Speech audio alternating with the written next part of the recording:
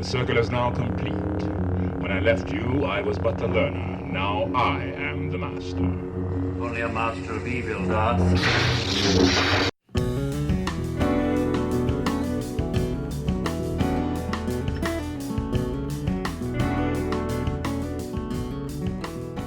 Welcome back to the Backwards History Podcast. As always, I'm your host, Will, here with my co-host, Kevin. Say hi, Kevin. Hi, Kevin. Shut up, Kevin. You do not want me to shut up. I do not want you to shut up. Exactly. What? Why did I just say that? Say what? What? Huh? As you probably can guess from our little soundbite before the music and Kevin's little attempt at a Jedi mind trick here. Was it an attempt or did it totally work? Shut up, Kevin. No, you do not want me to. We are talking about Star Wars today Oh, yes. because this week, the final chapter of what they're calling the Skywalker, air quotes, saga of Star Wars is coming to a close with the Rise of Skywalker, which is coming out on the 20th. And we wanted to get into a little bit of the history of Star Wars and some of the social implications nowadays. Yeah, a little bit, you know. But as some of you know that have listened to our podcast, we're big nerds around here at the Backwards History Podcast. Hardcore. Not just when it comes to history. That's totally me. The first episode we did about like aliens and stuff, we told y'all we had a lightsaber battle in my front yard. So, Good time. big Star Wars fans. Oh, yeah. Literally just watched the latest episode of The Mandalorian before we started recording. Don't worry, no spoilers. Okay, forewarning, this episode will possibly have spoilers. If you haven't seen all the way up to episode 8, this is 8, right? I believe so, yeah. I think the Last Jedi was 8. Yeah, this should be 9. Let's be honest, there's a lot, and they don't necessarily go in chronological order. I think the best way to watch it, for anyone who hasn't, is release order. Because of the way that at least the prequels were made. Yeah. It's all fan service, and it's like entirely foreshadowing. Mm-hmm. That you won't get the nuance if you don't watch in release order. Right. I've always been a proponent of the release order, because that's how the majority of Star Wars fans watched them as they were released.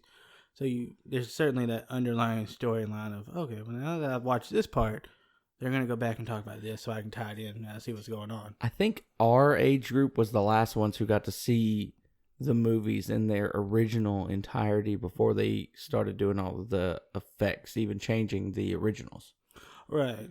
Because I remember having two separate box sets, one of the original cut, mm-hmm. and then later came out the remaster with some of the CGI add-ons, and this was right before they started making the prequels. Right, because I know when the prequels came out, they stopped using the puppet Yoda and started using CGI, and there was a big for a uproar. lot of scenes, yeah. And then you had like that scene they added with Han talking to Jabba the Hutt in A New Hope. Yeah. In Mos Eisley, when he didn't in the original cut, mm-hmm. that was a deleted scene that they took out. So yeah, there's like you said, subtle nuances, right? But and some changes where I don't feel like change was needed, like it wasn't necessary. Han shot first. We've covered this before. Han shot first. Period. Han shot first, and they even nodded to Han shooting first or Han learning to shoot first in the Solo movie, which I actually enjoyed. Oh, same here. I know a lot of people hate that movie, but I actually really enjoyed I Solo. thought it was well done. But I know it got a lot of backlash, so I didn't watch it for a while. Like, agreed. And I was like, I was worried that it was going to suck. I was like, if I watch it, then I know how bad it was. Exactly. I can't ignore it at that point. But I actually really enjoyed it. I have to say the best Star Wars story, because they've all these other ones other than the main ones. They're all a Star Wars story. Right. Rogue One was phenomenal. Amazing. Spoiler alert. Done. Yeah. Spoiler alert. If you have not seen Rogue One, stop listening now. But the final scene where they tie it into the beginning of New Hope, It was wonderful. where Darth Vader is wrecking the rebels. I mean, just We tearing finally them a got new to one. see the Darth Vader that we wanted to see. Like just straight up, just Murking these guys in this man. hallway. It was beautiful. like the effect. It wasn't so much the effects; it's the fact that he's finally more or less unleashed. Right. You know, because in the original he moves real slow.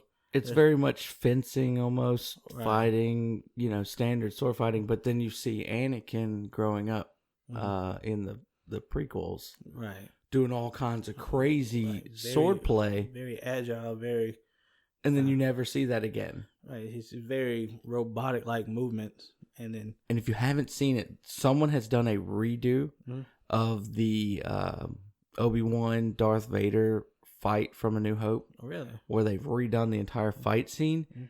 and it is beautiful. I had to check that out. It's the sword play that we got used to in the prequels put into A New Hope, and it is great. Nice. They're not just like slapping the lightsabers at each other, because that was all they could do. Right. They were limited by their technology at the time. Yeah, because during the first one, I think they only had fiber optic sticks Essentially. that they had to angle a certain way to get the light to pick up through it, because they couldn't add the laser Yeah, so sword later. It limits them a lot. Right. So in the original cut, before it was remastered the first time, you could actually see Sir Alec Guinness, which, if you don't know, that's Obi-Wan. But you should know. If you don't, Right. shame on you. You can see him angle his lightsaber a certain way, and you can't see it anymore. It just kind of like, ooh, it's gone. And it comes back on when he goes to tap the blade of Darth Vader again. But yeah, in that scene in Rogue One, he's just going in there. I mean, just Taking straight people brawling. out. I I mean, love it. it's a lot of that dark side anger coming out. You know? Poor guys are just caught in the bad. Oh yeah, bad yeah. place. There's nothing they can do. Wrong place, wrong time. Right. bitch. But let's get into the history of Star Wars a little bit. Oh. I'm gonna let you take the reins. Thank you. It's about time. Anyway, don't look at me like that. Do I have to say it again, Kevin? No, we already said it twice. I know. So George Lucas, if you don't know who that is, you probably aren't listening to this podcast episode right now, pulled from a lot of different historical events and sources for inspiration in Star Wars movies. Now, one that is really prevalent for anybody who knows even a basic history, you see a lot of Nazi overtones and a lot of the uniforms. Darth Vader's helmet's actually modeled after a World War II German soldier's helmet with the back part kind of fans out. Flares. Yeah. Imperial officer uniforms resemble. Actually, I always felt that looked more like a World War One German helmet. Yeah, you could see, but it's not an exact replica, Right. but you see those. Like it looked like the ones that they used to wear with the spike on the top. yeah, which seems very impractical. Oh yeah. Those helmets look cool, but For World War One, that could have been a very useful item in the trenches. right, I need something sharp. Take the and helmet pointy. off and beat somebody to death with it. Or stab them. One thing that I really enjoyed throughout the Star Wars movies is they model it a lot after the Roman Republic. You have like pseudo Latin sounding names like Palpatine, Valorum. You know, Yeah. you have those. You have Republic. You have Empire. Terms that are commonly associated with the Romans, the Roman Empire, the Roman Republic. You see a lot of the architecture too, especially on Naboo, as far as like their government-like buildings. Or even on Coruscant when they show the Jedi Temple, it looks Right. very much like a Parthenon or something of that It nature. does. You have the really tall columns, Right. and then the And the Jedi, big statues up front. right? And it's very Roman-esque, if Mhm. you will. Some Greek influence too, but as we know, the Romans stole all the Greek stuff. Well, they also all of the Jedi wore like tunics and stuff, Right. tunics and robes and things of that nature. And the Jedi, they were pulled from various sources, Shaolin monks, as far as like a warrior religion kind of thing. You had the Japanese samurai, service. One I enjoyed the most was the Knights Templar. That's where you get a lot of the basis for the Jedi Council. You have the members in the Knights Templar practiced poverty. They didn't themselves have an excess. They were in service to the Catholic Church. So they are the military order of the Catholic Church, whereas the Jedi are, they're keepers of the peace kind of thing. You keep going on, and what I found really interesting was George Lucas pulled from the Viet Cong as influence for the Ewoks, not the physical description of the Ewoks, but for the guerrilla-style warfare. Fact about the Ewoks: Mm-hmm. the battle on the forest moon of Endor Mm-hmm. was actually supposed to be inhabited by Wookiees. Really? Yes, but it would have been too difficult to do Wookiees. Well, they are very large creatures. Right. Other influences you can see historically are going back again to the Nazis, like in the new series of the First Order. It's very not Nazi-esque, especially in I can't remember which one of the movies, but I think it was Last Jedi, where dude's having a speech before they blow up planets. Right. And that you've got the banners on the stick, and you've got all the stormtroopers lined up, and you got the red and the black. Yeah, it looks a lot like historical videos of Nazi propaganda. Yeah. One in the first series, in the original, at the end of the first, they have where they have like the medal ceremony. That's actually inspired by the Nazi propaganda film from 1935. It's in Nuremberg, which ironically 10 years later is where they have the Nazi trial for war crimes. So you talk about kind of like a reversal there. Really they're being honored as opposed to being condemned. Yeah, that's a rough one right there. Right. But one that's maybe not as subtle as many is the fact that you have this empire expanding throughout, and they're using ships. In this case, spacecraft. But their ships are what makes the empire so strong, and how they're able to not only inflict their will, but to maintain power, which is very much reminiscent of the British Empire and how they, ruled the majority of the world for a good while. They were the naval power for a long time. It was kind of between them and Spain for the longest. Right. Yeah. But after the Battle of Trafalgar, the Spanish, they were no longer a naval threat. Yeah. But it was the old saying with the British Empire, the sun never sets on the British Empire, because you had territory literally all over the world, and you're able to maintain that by having a fully stocked, fully functional navy that could just, beat anybody who opposed you. The whole reason why we literally exist as a country is because of the power of the British Navy. Exactly. You also see guerrilla warfare used, the Rebel Alliance, which pulls from, the American Revolution a lot, and other uprisings against the British Empire. They're the rebels. They're the ones we have to go, and they have to be stopped. They're going to topple the empire, kind of thing. So you see Lucas pulled from many sources historically. Well, you see in the prequels that that the Republic or the Senate votes for Palpatine to be the Supreme Chancellor, which is reminiscent of Hitler, of Adolf Hitler taking emergency power as the Supreme Chancellor to ensure the power of the Republic. Right. But then he uses the massive army that they built up for the Republic to form the new Galactic Empire, which he is the head of. Right. But you see a lot of different historical influence play out through the entire series, all 8 movies, and after next week, I'll know if it plays through the 9th movie as well. Well, George Lucas's main influence for himself to want to make these was Westerns and old samurai movies. Oh, yeah. He wanted to give that era of young people a new adventure, a new, I guess, story time kind of place to be. You get what I'm saying? And he wanted it to feel like a Western or like a samurai movie. So gave them both and put them in futuristic setting that's supposed to be a long, long time ago. Yeah. That never really quite computed with me. A long time ago, but somehow in the future. Right.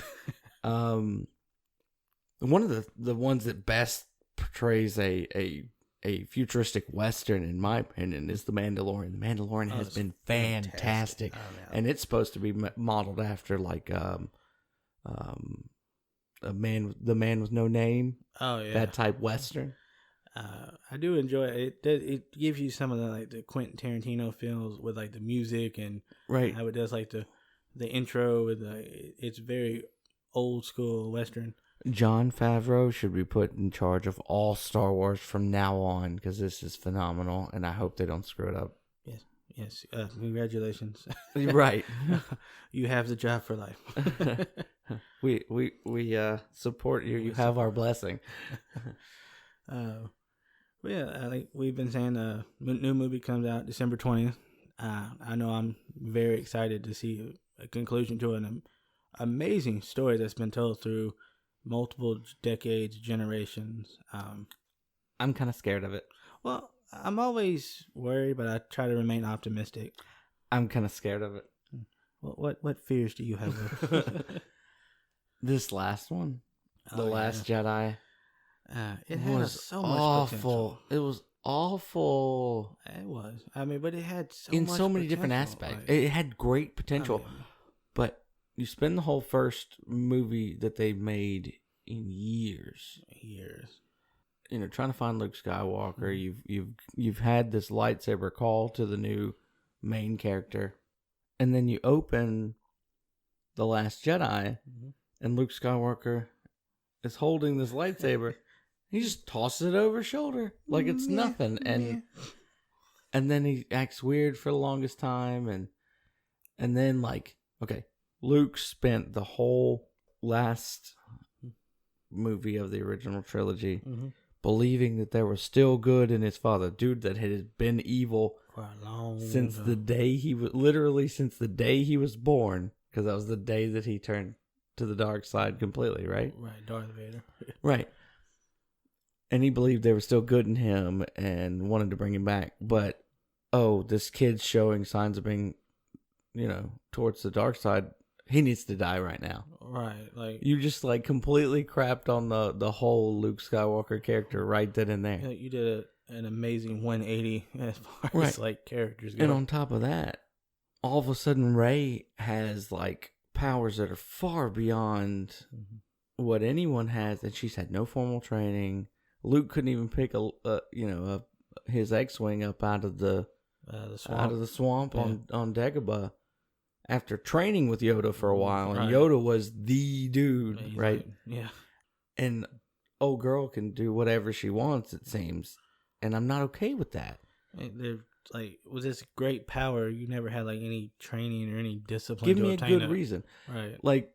I hear stories and I hear whispers that they're going to try and explain it away in this last one by saying she's Palpatine's niece or something.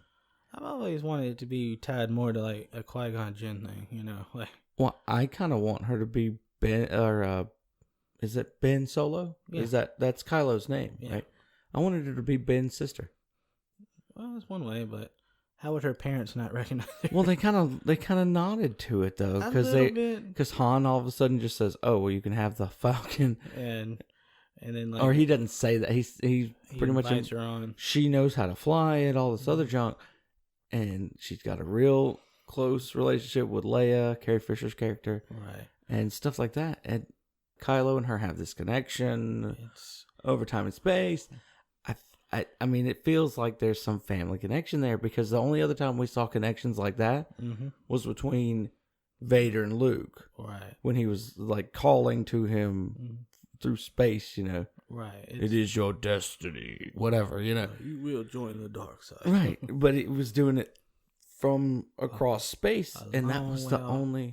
that's the only other instance we've had of that. Why would you show that? And then it's like they set up this new storyline and then go, let's change Let's it. just cut it right here. And I'm not cool with it. No. And they keep rehashing the same storyline, just like they did before. Oh, you blew up my floating ball of metal that can blow up planets. Okay, I'm gonna build another floating ball that blow up planets. Oh, we're gonna need to make sequels. We're gonna make another floating ball that blows up planets, but it can blow up multiple planets, and they're gonna blow it up by some magical means too. And you're gonna magically come across your saver on a desert planet in the middle of nowhere. No, right. Right. There's doing like nods to the past, and then there's just like straight ripping off the original. Well, there's talk Mm-hmm. that there's another reason why it's this way. Well, there's always talk. Maybe the Force is female is the main thing I'm hearing. Is whereas they're just trying to make this female character as awesome and powerful as they can. Mm-hmm. For social justice reasons, not any kind of actual story reasons, and it's not working out for the story. But then they want to attack the fans for not liking it. It's like, no, dude, we would have no problem with this if you actually, set up a plot in a plausible way. Plot. I don't care who the hero is. I could care less, Right.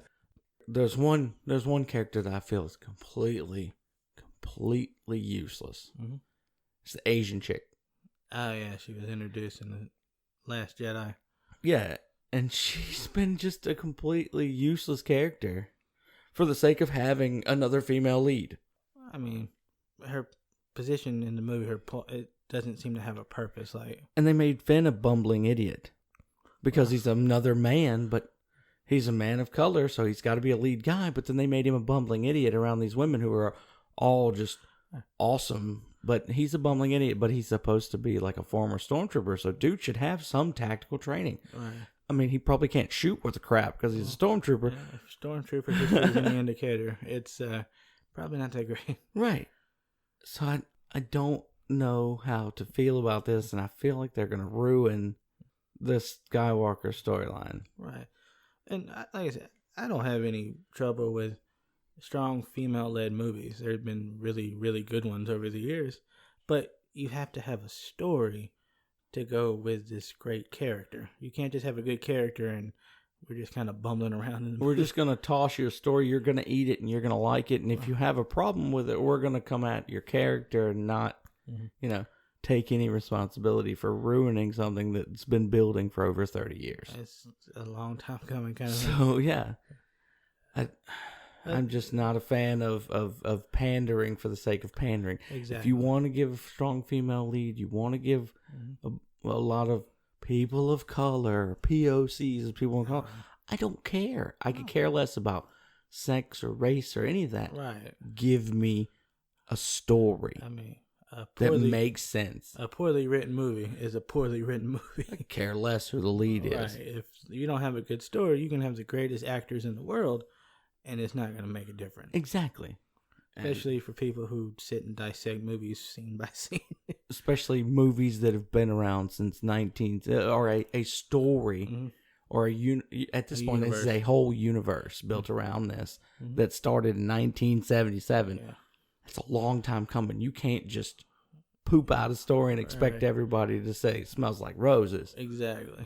You got to give the people what they want. So this is kind of a make or break moment in the Star Wars franchise. And it's not just Star Wars that's dealing with this. It's it's not Back to the Future. I wish they would do some more Back to the Future. It's Ghostbusters. Ghostbusters. The trailer's the only thing that's out, and people are already going nuts because, the 2016, you didn't like it? We didn't like it because it was a terrible movie. Had nothing to do with the girls that were in it and the fact that it was all female leads. Yeah, It was actors. a giant fart joke. The whole movie was just a fart joke with like haunted mansion ghosts. Right. Is what it felt like. It was awful. That's another movie that had tremendous potential. And they ruined it. You have a franchise from the 80s that is still beloved to today, and then you cast really great leads for the movie. But again, you had a lame story. A lame story, and then you do a whole 2-hour movie of nothing but slapstick fart jokes. I like that, original cast had cameos in it and all that, but you couldn't rely on that alone for people like, oh, I love that movie. And then you kill off Bill Murray. Well, come on now, that's Bill Murray. You can't kill off Bill Murray and make what's his name? Dan Aykroyd just a cab driver. Right. You can't do that and expect the fans to like it. Now the trailer for the third Ghostbusters or whatever. It's supposed to follow the original storyline. Has Paul Rudd in it. It's supposed to. The first trailer dropped here recently. It looks pretty good, but it's just a very small amount we've been given. Right. So you can't get mad about that. And if you want to talk about strong female leads or strong female characters, we're talking about Ghostbusters. Look at Sigourney Weaver. Oh yeah, she was a great character in the Ghostbusters, but then she was her own lead in all of the Aliens movies. She was phenomenal. I loved those.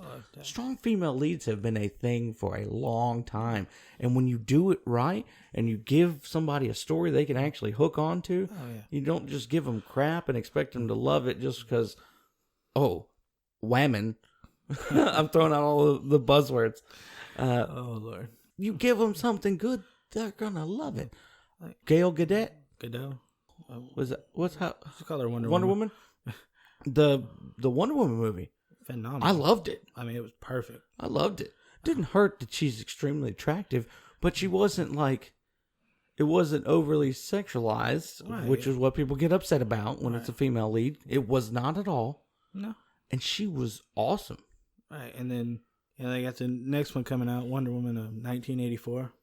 It looks like it'd be pretty good. You have, I think it's Gal Gadot. If I'm wrong, I'm sorry. I have no idea. And then you'll have, I think Kristen, I can't remember her name, from Saturday Night Live. She was in the Ghostbusters one. She'll be playing the villain. So you got two really great actresses who will be in this movie. Well, I'm very much looking forward to that because the first story was expertly written. He had a great director, I think Sally Jenkins, and then you cast it right, and then boom, you have a hit on your hands. You got to do your homework on your fan base, just like anything else. I mean, even with us on a podcast, you've got to know your audience. It's very important. And if you're going to take genres that have been around for a long time, and you expect to make money off of it, you've got to hit your main audience. Yeah, you may want to be able to stretch that audience and get new people, but you're not going to get the attention of your main base to get something out of the movie. Die-hard fan base. Right. That's where your money's at, because they're going to not only see the movie, they're going to invest in merchandise products. They're going to go see the next one, the next one, they're going to... Or they're going to demand the next one, right. I think the best example of that was a terrible Dragon Ball movie they did. Oh, that movie was terrible. Because even the director came out after the fact and he's like, I just did it for the paycheck. Or M. Night Shyamalan's Last Airbender. Oh. Cast beautifully. The effects were awesome. Well, they were really great. Written like crap. Written like absolute crap. I think the greatest example would be Ryan Reynolds' Green Lantern movie. Ryan Reynolds. I have a bit of a man crush on Ryan Reynolds ever since Blade Trinity. Same. But the Green Lantern movie? Garbage. There are bits and pieces that were kind of cool. Right. But overall, terrible. Awful. So, as always, we're just two opinionated guys sitting in front of a microphone. Don't take our opinions as gold. Nope. Don't take us as absolute fact on anything. And don't take us too seriously. No, we don't. This may have pissed off some people, but, we just want you to form your own opinions and do your own research. And as always, trust, but verify.